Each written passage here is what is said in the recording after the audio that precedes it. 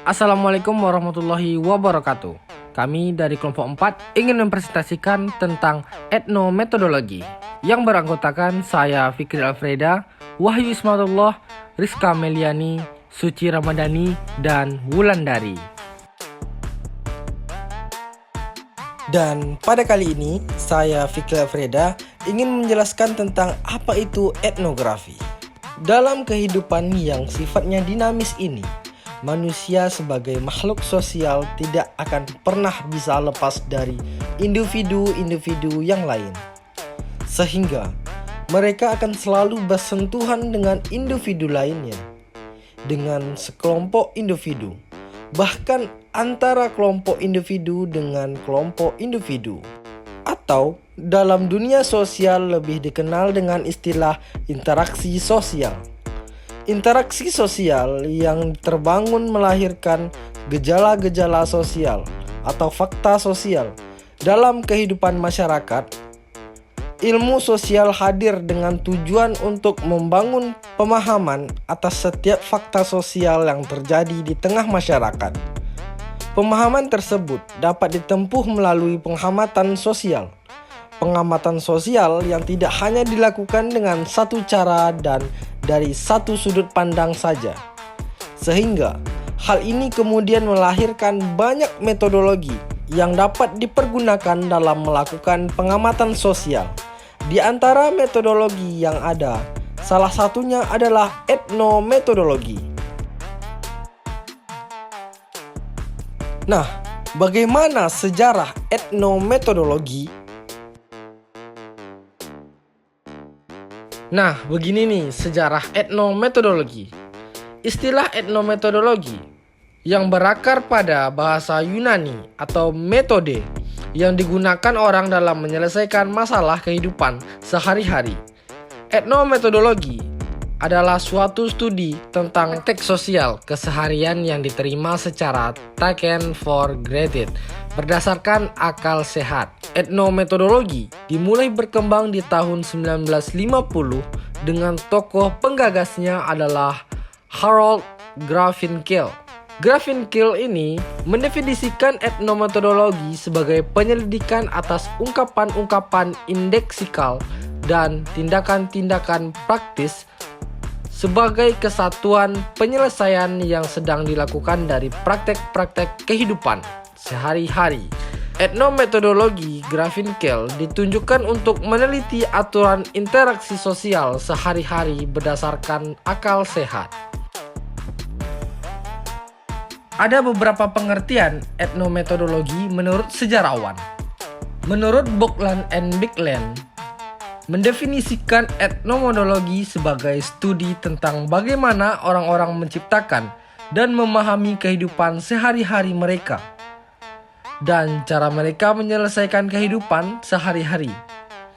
Subjek bagi etnometodologi bukan warga suku primitif.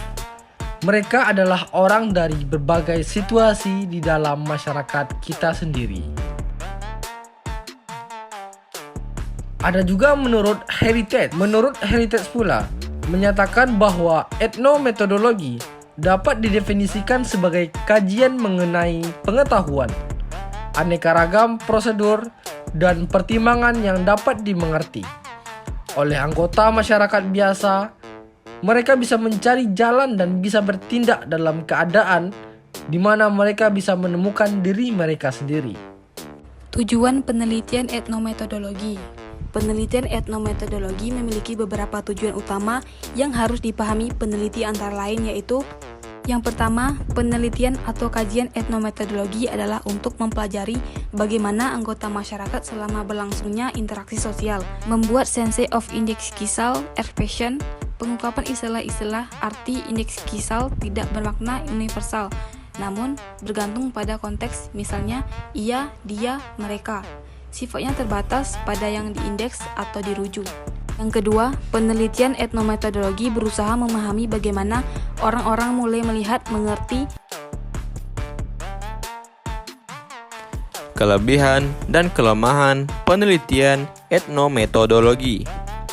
Dalam penggunaan metode etnometodologi dijumpai beberapa kelebihan dibandingkan metode lainnya, diantaranya 1. Longitudinal.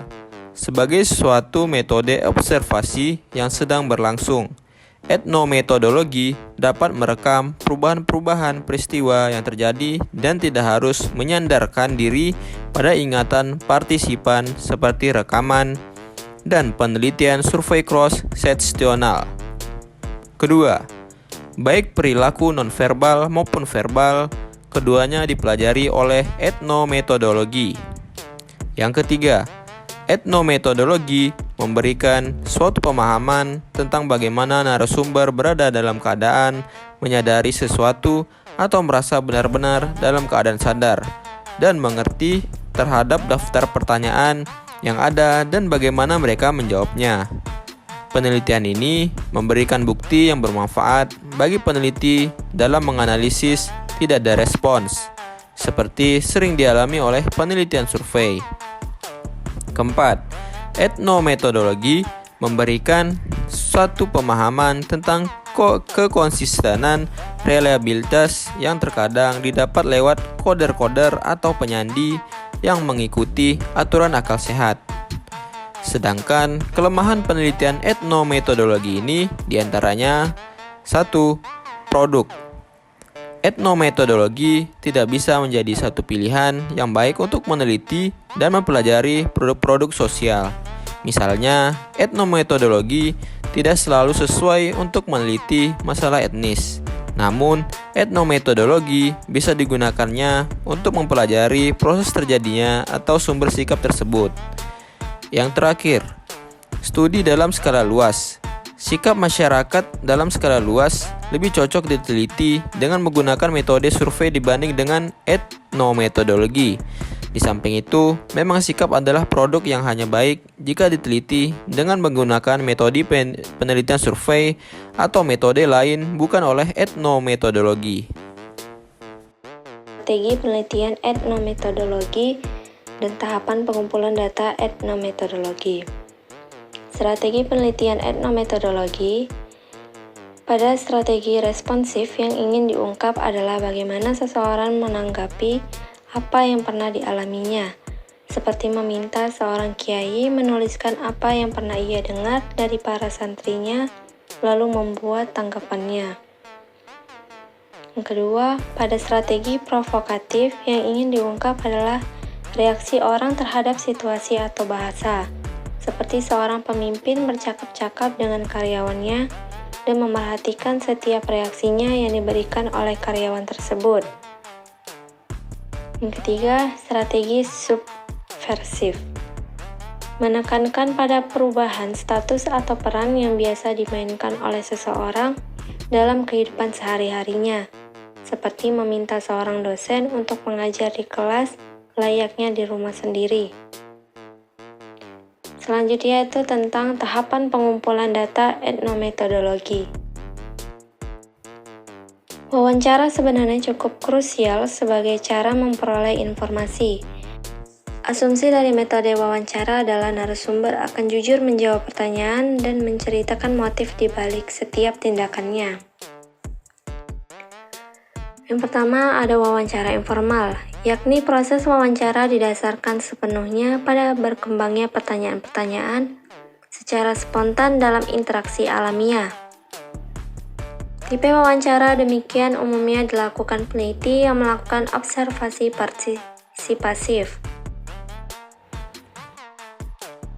Prinsip dasar penelitian etnometodologi.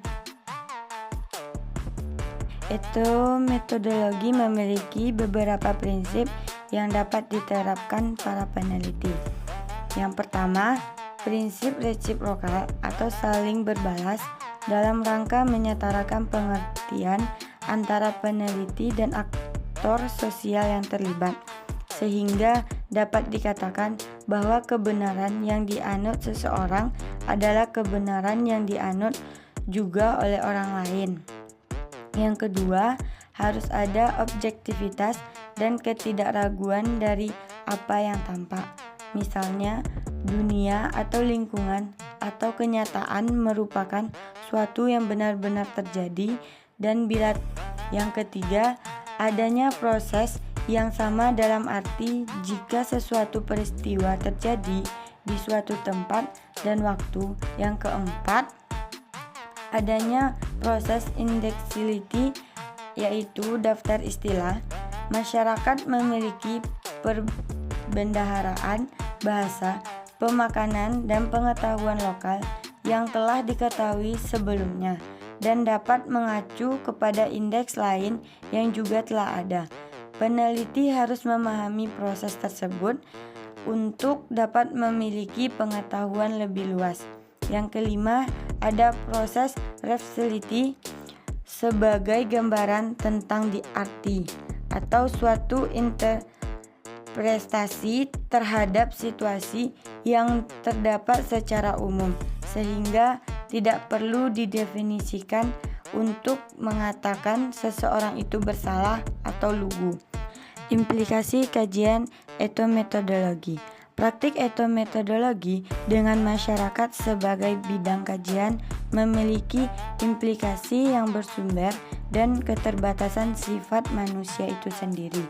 Seperti yang pertama, perihal eksternal masyarakat, yang kedua, keterbatasan pengetahuan, yang ketiga, masalah kelemahan atau keterbatasan pengetahuan manusia dapat diatasi dengan tindakan pemilihan yang rasional, pertukaran, interaksi simbolik. Adapun kesimpulan yang dapat kami sampaikan terkait penelitian etnometodologi bahwa penelitian etnometodologi merupakan keteraturan sosial yang ada di dalam masyarakat, tidak muncul secara otomatis atau alami, melainkan dibangun oleh masyarakat itu sendiri melalui penggunaan metode-metode kultural. Oleh karena itu, untuk memahami keteraturan sosial dalam masyarakat, penting untuk memahami bagaimana metode-metode kultural digunakan dan diinterpretasikan oleh masyarakat itu sendiri.